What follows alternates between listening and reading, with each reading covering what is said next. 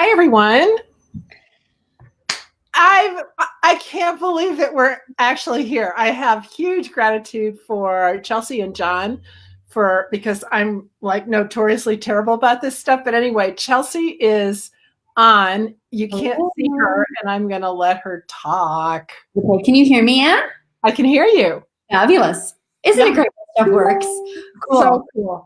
Awesome. Okay, guys. Well, it does look like we're actually on and live on the front end too. So, yahoo! Awesome. Awesome. So, guys, welcome to our very first consult with Anne. We are so grateful to have you. What you should see right now is Anne's beautiful face and my voice. The reason we're doing this is so that you guys can ask questions anonymously or even just ask questions via text in the group.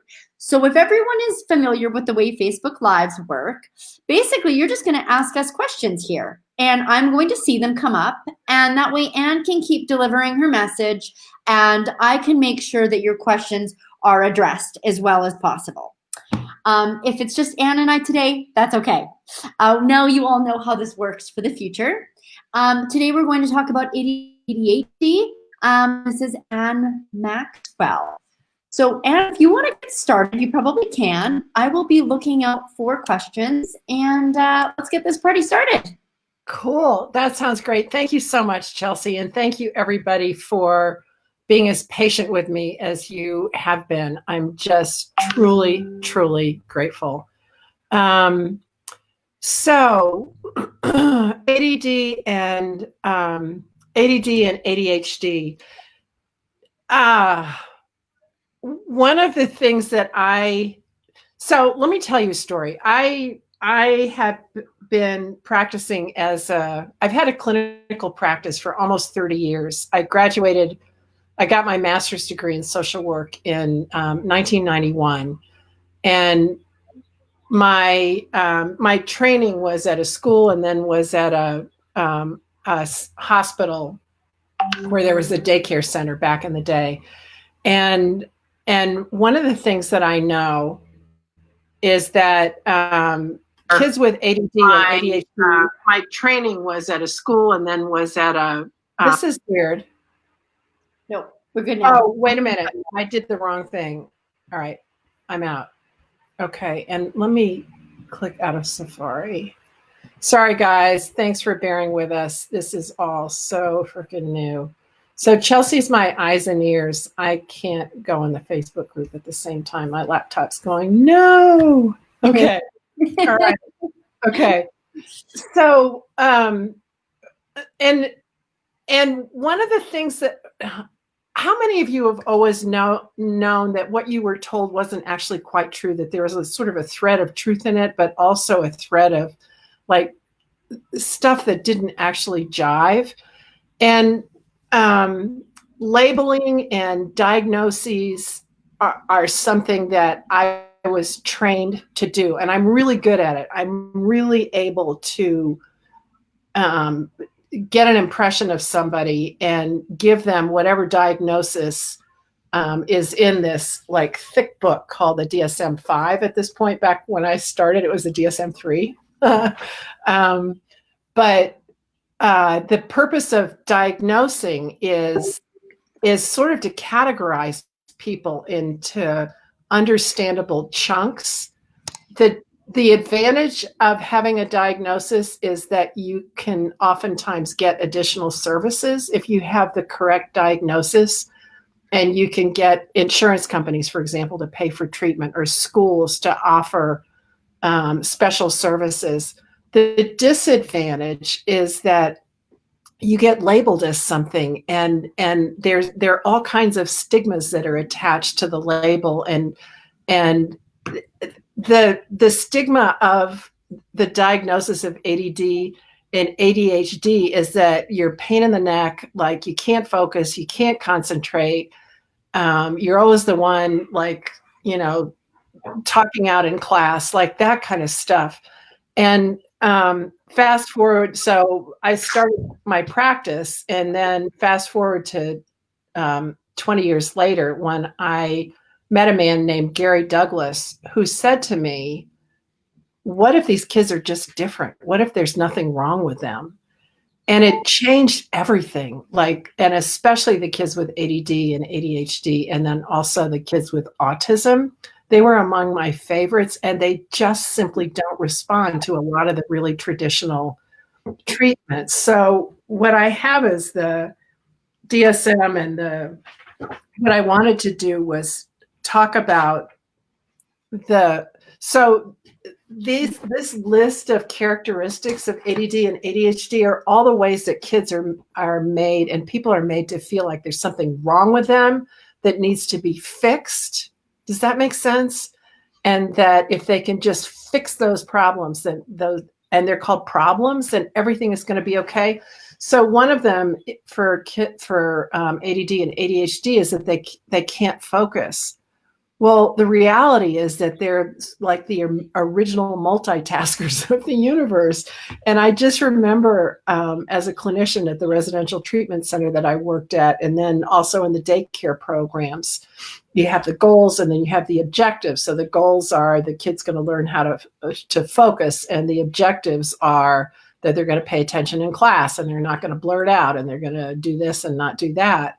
And the reality is that it's really difficult for kids with ADD and ADHD to focus on anything unless they're consumed by it, like video games or whatever. But for doing homework assignments and paying attention in class and like that kind of stuff, they need to be doing multiple things at the same time. And how many of you are like that, right? How many of you only do one thing? I remember when Gary said that, what if there's nothing wrong with them? What if they're just different? And what if they are like the original multitaskers? And I looked at my world and at my life where I would like cook and garden and do laundry and walk the dog and talk to friends and write and all this kind of stuff, all sort of at the same time. You know, how many of you are like that? So for kids with ADD and ADHD, one of the recommendations that I have is that instead of giving them only one thing to do, like with homework, that you give them lots of things to do, and also that you let them watch TV or listen to the radio or whatever. And the reality, again, if they're given choice, if so with homework, for example, I'm just like honing in on this homework thing, but if they are given the capacity to choose to do a little bit of math and then a little bit of spelling and then a little bit of this and then a little bit of that, and not told to focus and concentrate and pay attention and finish what you start before you start the next thing, they can't do that. They just can't do that. They can do multiple things at the same time, but for them to do something that they don't actually probably want to do to begin with, from start to finish, just isn't going to work. What does anybody have? No, people saying hi. Hi, everybody. Yeah. What else about ADD and ADHD? I don't know. There were some questions in the chat. So they blur. Okay, so let's talk a little bit about how differently many of them learn. Like they don't learn with the if this then that, going from A to B to C to D. A lot of times they're able to get the download of something and just know. So they'll know the answer ahead of time. And then they're made wrong for that. So one of the things to ask, and maybe we can post this PDF in the thing. Chelsea or John, can you guys send me the PDF that we did from that intro? The So Are You a Fish? I don't know where to. Yeah, the full manual, or just a couple sheets? Just the couple of sheets. Yeah. I'm looking at them, and we can post this in the chat, but it's okay. So another thing about me is that one of the things I would invite you to is to trust that you know your kids better than anybody else does. And regardless of what the experts say, regardless of what your parents say, your family members say, like that kind of stuff. What if you actually know them better than anyone else? And what Chelsea or John are getting me are a couple of sheets where you can. There's a couple questions, Anne, as well. Sorry to interrupt you. No worries. Okay, cool. The first is, can you talk about the emotional challenges? Yeah. So, okay, so we'll get to the sheets as soon as you guys send them to me. We'll be able to do that. So emotional. I know my 7-year-old boy refuses to read. He will put the wrong answers to his math on purpose, even though he loves math and doesn't pay attention to most assigned videos. Here's the deal.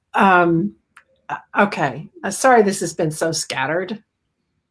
Boom. One of my favorite tools, very, very, very favorite tools, is to ask a question. And so if you know the answer ahead of time, it's not a question. It's a statement with a question mark attached to it. So dealing with the emotional stuff, let's dial it back a little bit. And one of the things that I would love for you guys to do is to ask yourselves, what is your job as a parent?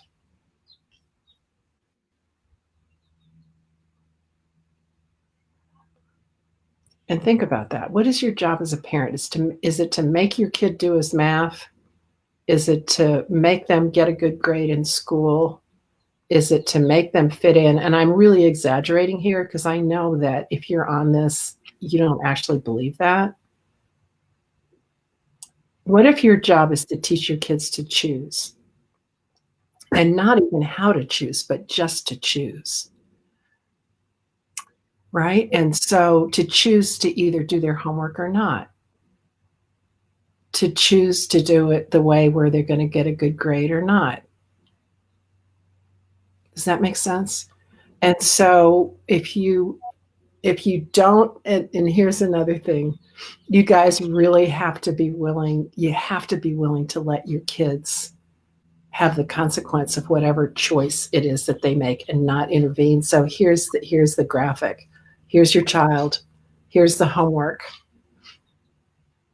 If you intervene and step in the middle of them in their homework, what that creates is a problem between you and him, right? Conflict, anger, like that kind of stuff.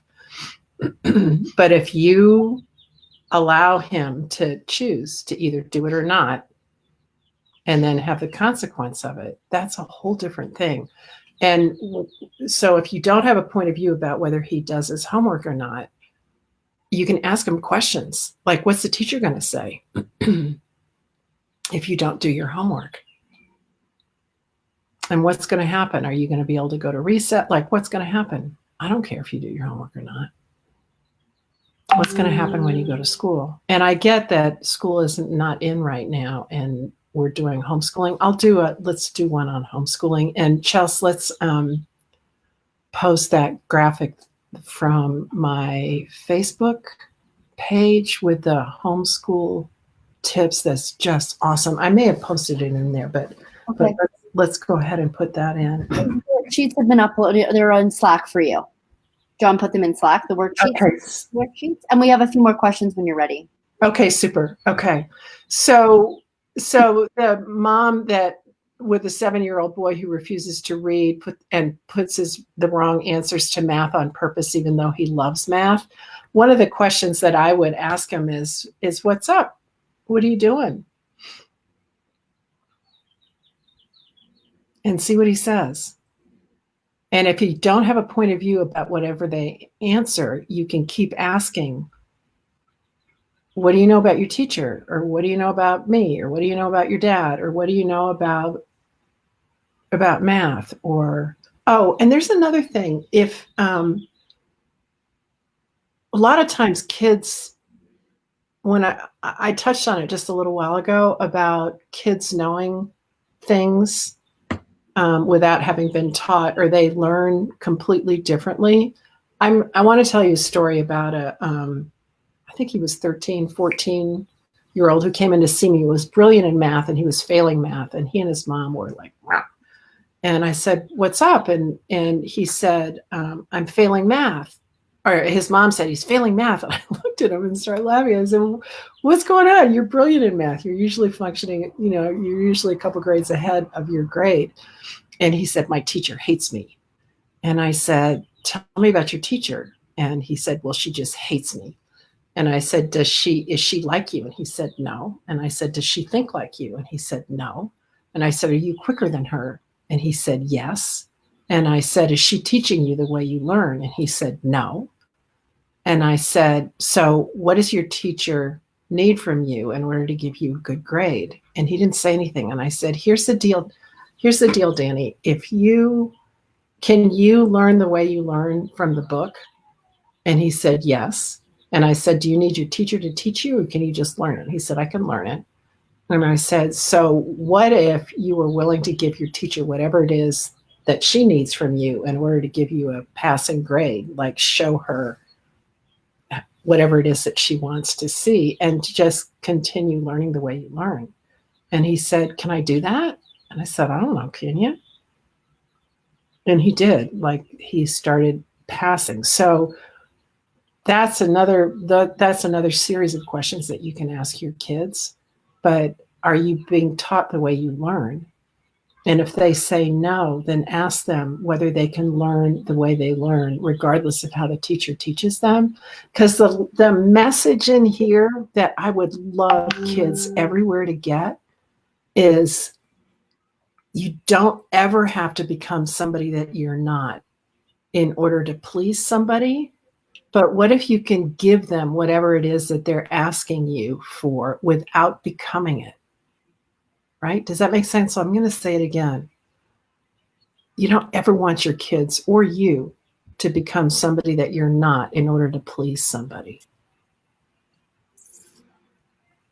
But what you can do is ask your kids if they can give the teacher or the coach or the whoever, whatever it is that they're looking for, without becoming that. Does that make sense? Okay. So I love that my job is, as a parent, is to teach my children independence and to have the best life possible. Right. And so choice creates, right? That's one of the things that I would say to the kids, that I say to the kids in my practice, is like, what's going to happen? Like, if you do this, what's that going to create? Right? Because here they are, here's whatever it is that's going on with them. And if you're not in the middle of it with a point of view about the right way or the wrong way for them to do stuff, when you choose something, there's a particular energy that comes up, right? And you get that it's either that it's okay, here's another tool, light and heavy. Like when think about a choice that you've made personally that totally worked out, and get the energy of that, like right before you made the choice, where you just knew it was going to work, right? And then get the energy of a choice that you made that you knew wasn't going to work out. And it's a different energy. There's a density, a contraction, like that kind of stuff. So choice creates, and you can teach your kids that. If you choose that, what's that going to create? What's the teacher going to say? What's this? What's that? And they'll get it. Okay. So what if when you teach your job as a parent is to teach your kids independence and to have the best life possible for them or for you, right? And I'm just pushing you on that a little bit. But what if it's the best life possible for them? And what if the best life possible for all of us is the life that we choose, not the life that we're obligated to live, right? When you no matter what diagnosis your child has, no matter how they function, everybody has choice. Cool. And your son says he doesn't care if he fails the grade. So it's like, okay, the best life possible for all of us is the life that we choose, not the life. Chelsea just jumped out. Okay. So what if there's no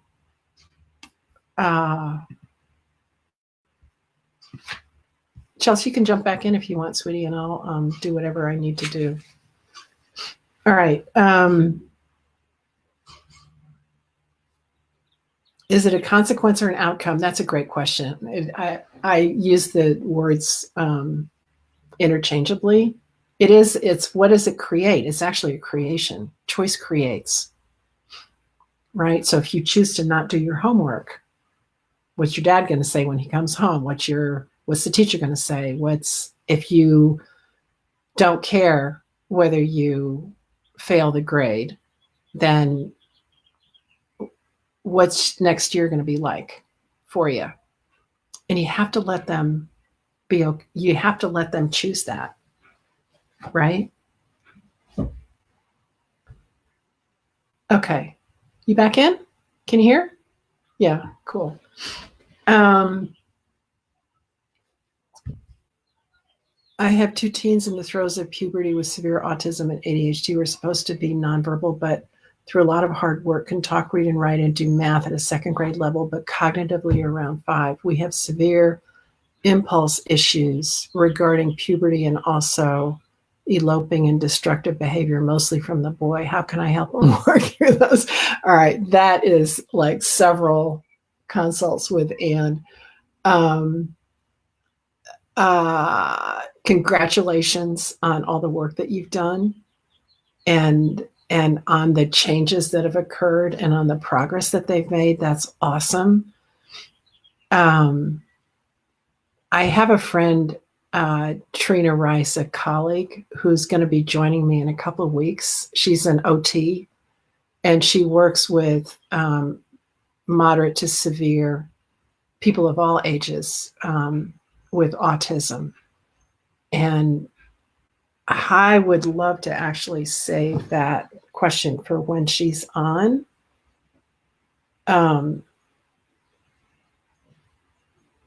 I guess I just need more information about the destructive behavior and the aggression. Here's the deal. When kids don't feel heard and understood and feel like they're not being honored or acknowledged or whatever, they will act out. They'll either act out or act in, just like grown-ups do. And the acting out is the aggression and tantrums and like that kind of stuff. The acting in is the depression, the suicidal thoughts, like all of that kind of stuff. But my question for you with each child, it would be just to dial it way, way, way, way, way, way back and to ask, what is this? Like, what's going on here? And there'll be an energy that comes up or an answer that you'll get. And maybe at some point you and I can we can share a screen and I can go through it with you. But ask questions and see what you come up with. And I would love to hear back from you. Like when your child is eloping, like what is that? What happens right before then? And when they're destructive, what is that? What happens right before them? Right before the destruction? Have they been told no? What is it that they wanted to do? This is not about making your kids rule over you. What I'm hoping is for you guys to have even more tools available for you so that life is easier on you and easier on your family and easier on your kids. That's what this is. So, okay.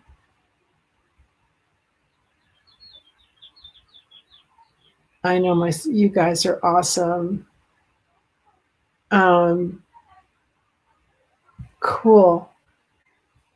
I'm in a similar situation as Missy. Could you please messenger those tips to me as well? I'm not sure what you guys are talking about, but Chelsea, you know, because all right, just so you know, on my screen, this is the Be Live thing. And on my screen, I just see Facebook user. And so I don't. All right. So here's the question that got skipped. How do you encourage your child's self-esteem when they're constantly being redirected at school for fidgeting in their seat, talking too much, but they have no problem with comprehending the material, but are a quote distraction to classmates and teacher? I just would hope that a teacher would be willing to accommodate for that kind of stuff. Like different is just different. It's not right, not wrong, not better, not worse. And so I'm wondering about, are there for the fidgeting in the seat, there are all kinds of desks and chairs and gadgets and fidgets and like that kind of stuff that a lot of schools allow. And one of the things to say to your child is, and it may just be to ask those questions like, does your teacher get you? Does your teacher think like you? Does your teacher behave like you? Does she function like you? Is she like you? And or he? And they'll get no. And then, for your child to sort of own a piece of it, like what is it that your teacher is looking from you that you could actually give to your teacher, again, without becoming somebody that you're not? And what do you need? How can I help you get that? Do you need fidgets? Do you need gum? Do you need a different desk? Do you need to sit in the back?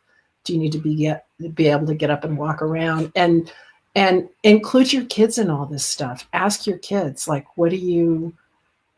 what's going to help you? Like, if one of my favorite questions to ask kids is, if you could design your school, what would it be like? What would your day be like? And what would you need in order to have it be easy on you? One of the things that makes me so sad about the labeling and the lack of willingness on the part of a lot of school systems and teachers to sort of get these kids is that when I was growing up, my mom was big on school and education and stuff like that, and she made learning fun. And one of the things that she always said was that the purpose of school is to learn how to learn, right?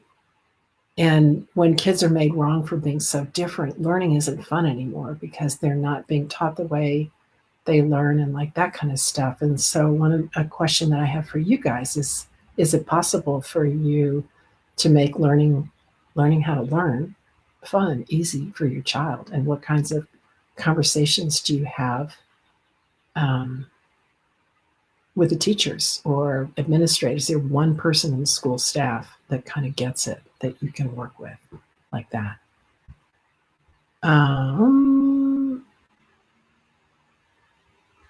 Yes, we will replay. It'll be John and Chelsea are magic, and they've created an album in the video section. So on the left, if you're in the Facebook group, which I'm not, but on the left, there's a thing that says videos.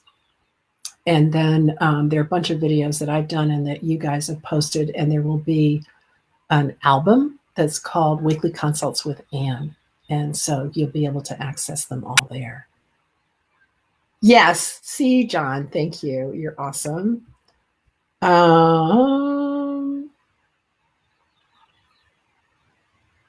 Yeah. Kids will... The thing about discipline, we actually need to do a whole... Let's make a note to do something about discipline, to do a Facebook or a consult on discipline. Discipline and homeschooling. Yeah, those are two. I'm going to take another couple of questions. I'm getting that this is really awesome. And I'm getting that half an hour is probably enough. I know as parents that you guys probably don't have a whole lot of time. And if I didn't stop it at some point, we'd be going on 24 hours. So,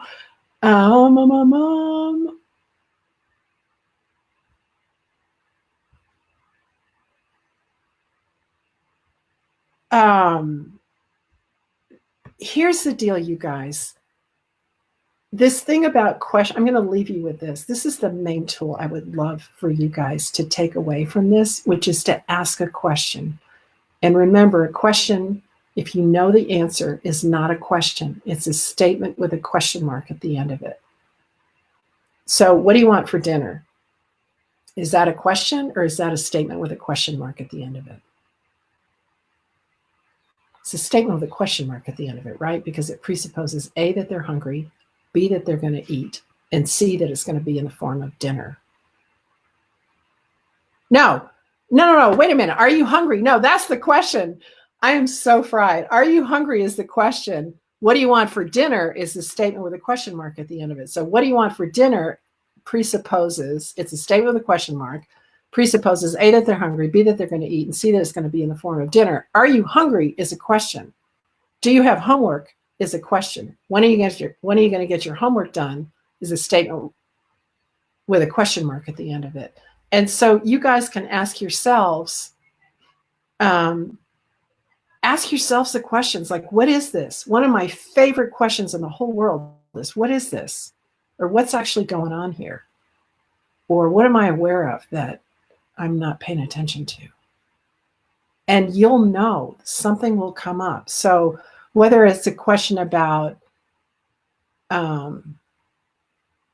meds, and here's the deal about meds, I'm not pro or anti-meds. I just am not a prescribing person. So if you have a question about meds, whatever, ask the prescriber. But in the context of this question and the thing, I'm wondering if he should receive the medication only to hold attention longer, to read and follow a lesson. Ask. Yes or no? If I give him the meds, if he has the meds, will that help him? Yes or no? And one of your responses will be lighter, and you'll get it. If I do this, what's that going to create? So yes or no? All right, you guys. Oh my God, there's so many questions in here.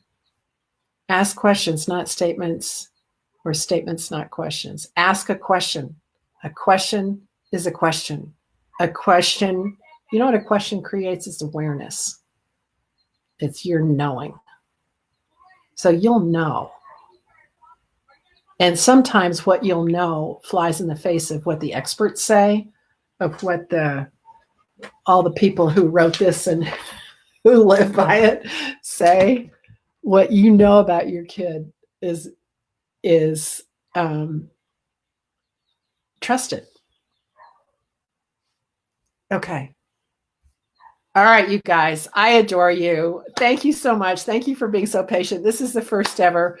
We're going to do them every Tuesday at 9 a.m. Pacific, which is 10 a.m. Mountain, 11 a.m. Central, and noon Pacific. Okay. And I'll get with John and Chelsea and we'll figure out, but there'll be this album and all the stuff that the recording, the video will be in there. I don't know whether there'll be an audio recording or not. The PDF that I talked about will be in there. Do that PDF. There are a couple of questions that you can ask. Anyway, love you all. Thank you so much. I'm so, so grateful for you. And a big shout out to Amy. Thank you so much for the energy of this and for the contribution that you were to me being able to see this group and what you guys are actually asking for and to begin to deliver it. Okay, bye.